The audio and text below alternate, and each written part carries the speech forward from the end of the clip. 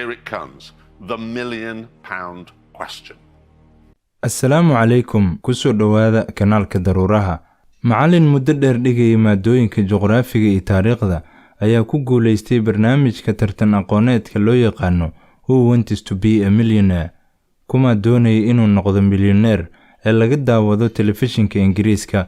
Waxaana macallinkani uu la tegay ama uu ku guuleystay 1 milyan oo giniga sterlinka ah oo dhiganta in ka badan 1,200,000 oo doolarka Mareykanka ah.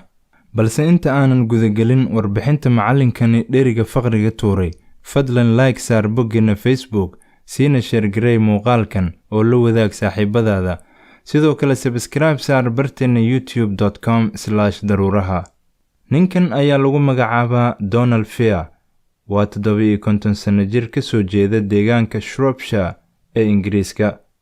Waxaana uu si fudud uga wada jawaabay dhammaan 15 su'aalood ee lagu helayay 1 milyan oo pound, isagoo sheegay inuu si degdeg ah u gartay 13 ka mid ah 15kaasi su'aalood ee la weydiiyay. Donald Fair ayaa noqday ninkii ugu horreeyay ee abaalmarinta 1 milyan ah ku guuleysta muddo 14 sannadood ah, halka sidoo kalena uu noqday shakhsigii lixaad ee ku guuleystay 1 milyan oo gini tan iyo markii la bilaabay barnaamijkan 22 sannadood ka hor.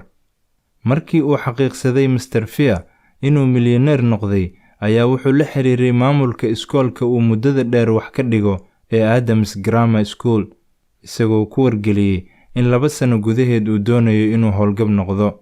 Waxaa xusid mudan in Donald Fair walaalkiis ka weyn oo lagu magacaabo David Fair uu isna sanadkii la soo dhaafay ka qayb galay isla barnaamijkan, hase yeeshee uu ka jawaabi waayay su'aashii ugu dambeysay ee lagu helayay 1 milyan, waxaana sidaasi uu ku helay 500,000 ama nus milyan lacagta British Poundka Ingiriiska ah. Su'aashii ugu dambeysay ee uu ka jawaabay Donald Fair kuna helay 1 milyan oo gini ayaa waxay ahayd sheeg burcadbadeedkii Ingiriiska ahaa ee ku geeriyooday dagaal xeebeed ka dhacay halka haatan loo yaqaano North Carolina ee Mareykanka sanadkii 1718. waxaana uu si fudud u sheegay inuu ahaa burcadbadeedkii weynaa ee loo yaqaanay garmadoobe ama Blackbeard. Nin taariikhaha ku fiican ayaan ahay, suurtagalna ma ahan inaad 33 sannadood macallin taariikh ahaato adigoon garanayn xoogaa taariikh ah sida taariikhdii burcadbadeedkii garmadoobe, ayuu yidhi Donald Fair.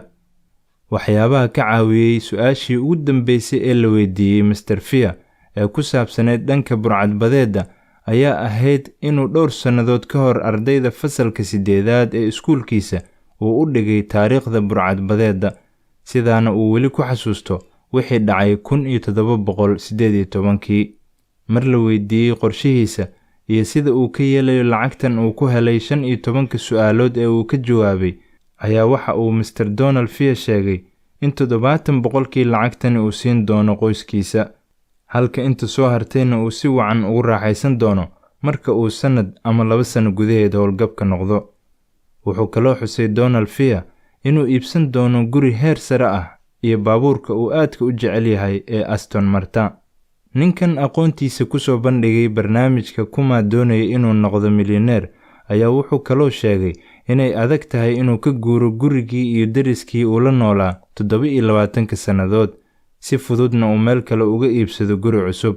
Haatan wuxuu Donald Fair la degan yahay xaaskiisa Deb oo ay muddo 33 sannadood ah wada nool yihiin, taas oo u dhashay 4 carruur ah oo ay da'doodu kala tahay 31, 30, 26 iyo 22 jir.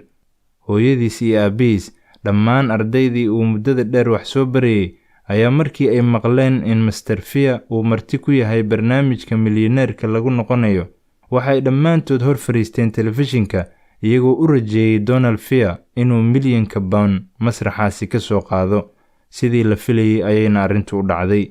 Fasaxiisa ugu horreeya waxa uu Fair sheegay inuu iibsan doono motorhome ama baabuur guri ah oo la dhex seexan karo, kaas oo uu xusay inuu dalxiis ahaan ugu dhex mari doono Ingiriiska inta uusan qorsheyn safarkiisa dhanka dibadda ah.